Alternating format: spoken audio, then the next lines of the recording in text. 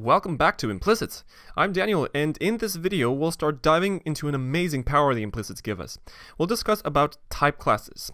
This is a big topic in functional programming and in category programming in general, and this is a first video out of quite a few.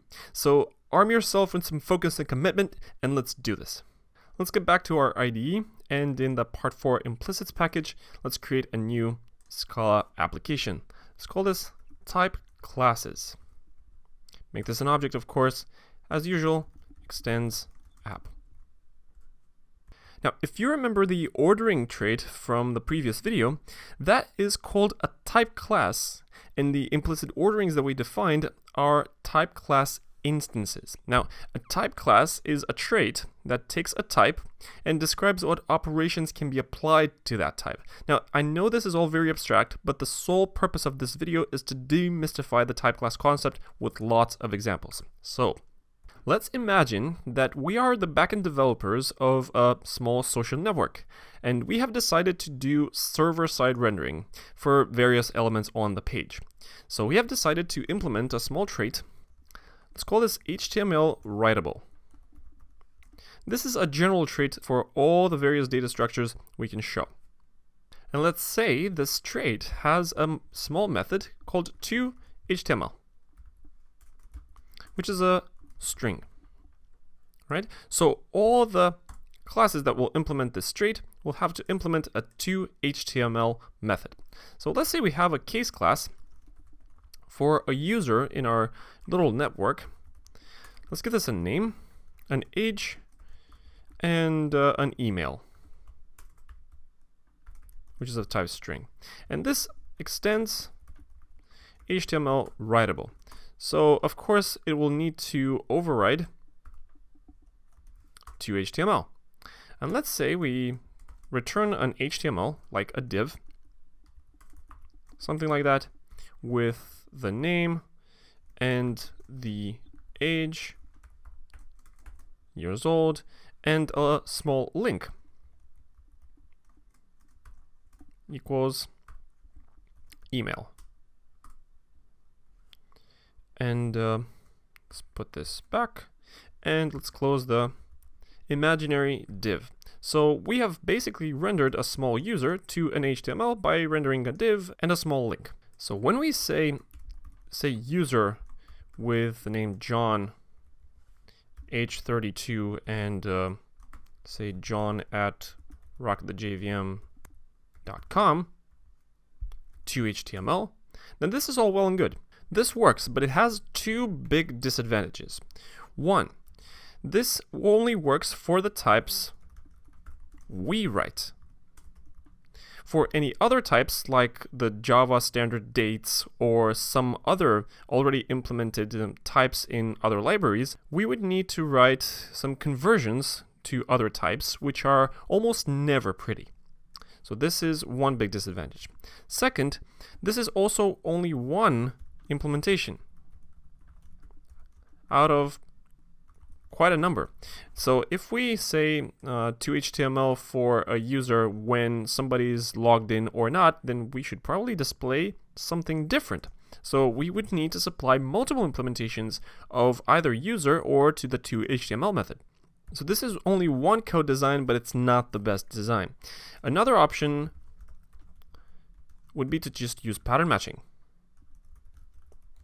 Saying, for example, object HTML serializer or something like that with pattern matching, and this would have a method called serialize to HTML or something like that, and this takes anything basically,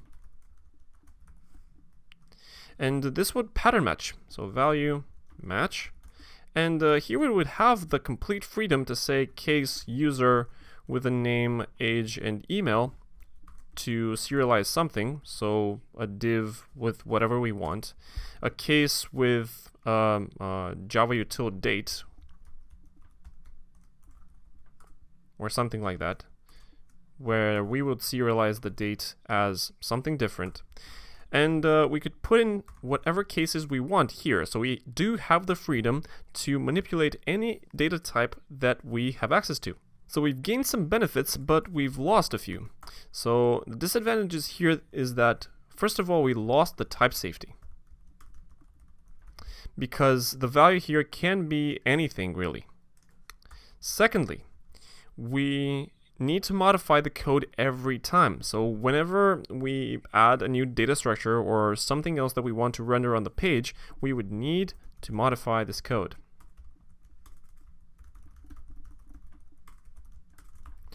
Third, this is still one implementation for each given type. So for a user, for example, if somebody is logged in, we should probably display all the information, but if somebody is not logged in, maybe we should hide the age and the email. All right, so this is still not the best design. All right, so here's a better design. We can implement a small trait. Let's call this HTML serializer, which takes a type parameter t and has only one big method. Let's call this serialize, and it serializes a value of type t to a string. Having defined that, we can implement, say, an object, let's say user serializer, which extends this HTML serializer with the type user. And in the method serialize, we can implement this toHTML thing from user. The t is a user in our case. The user's name will be passed inside. The user's age will be used here, and the user's email later. Let's also call the value inside here user, because this is a user. And this is a proper implementation of a user serializer. So if we try to serialize John, we can say, let's say println user serializer dot serialize John, which is a user with these attributes.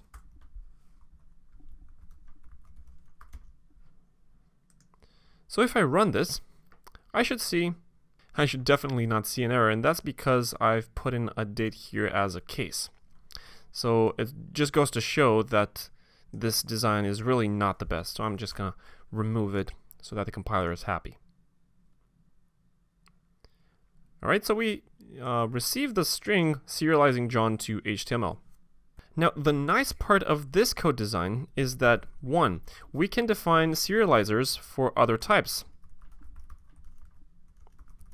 Even types that we haven't written. So, for example, types in other libraries. So if we import, for example, Java util date, and then we create an object, say, date serializer, extends HTML serializer with the type date,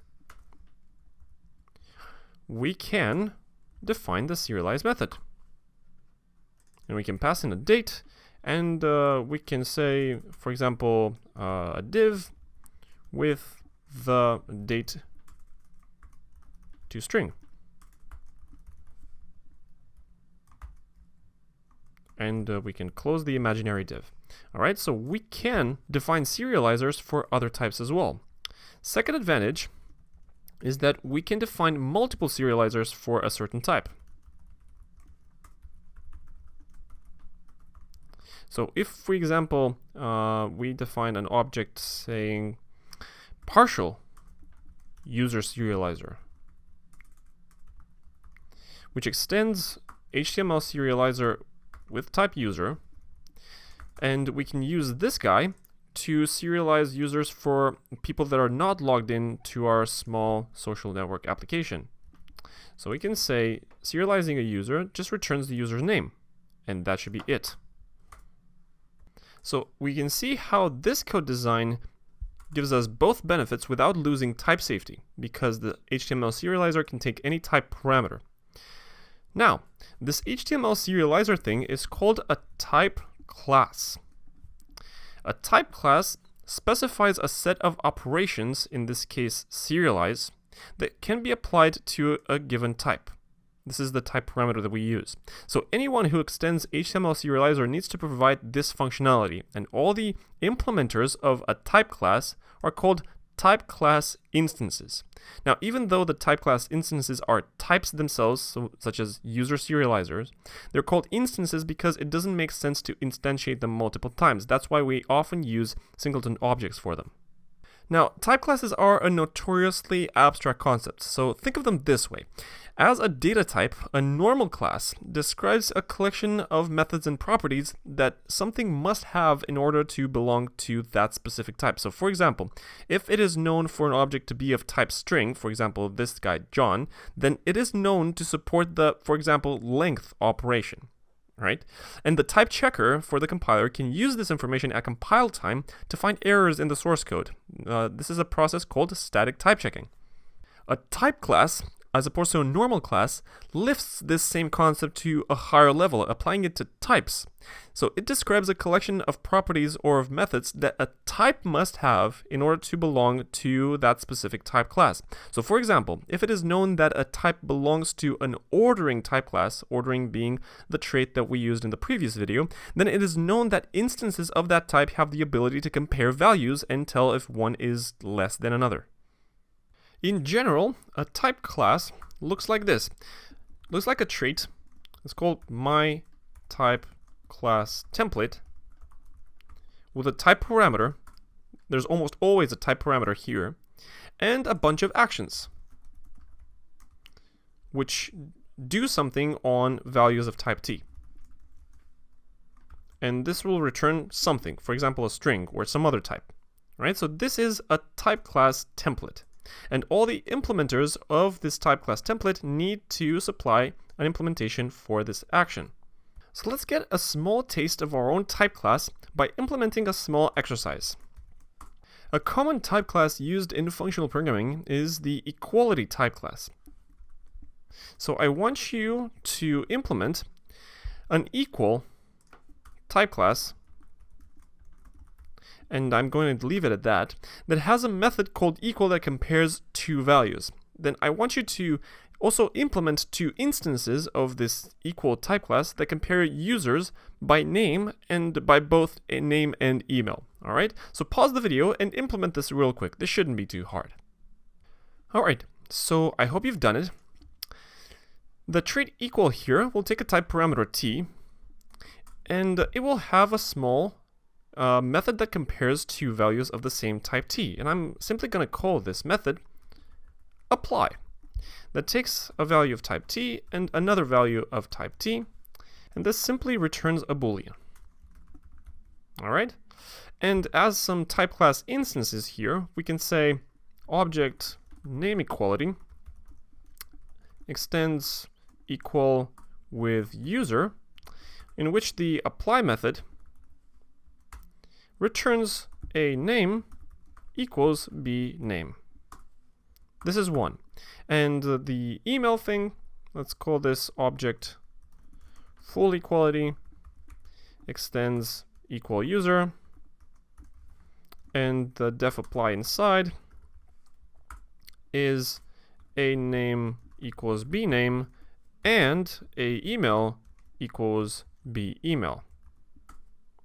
Right? So this is the type class, and these are the type class instances. All right, so this was a simple exercise. So let's take a small break here. You now know what type classes are, but we haven't used implicits yet. So join me in the next video where I'll show you the power of implicits in the context of type classes.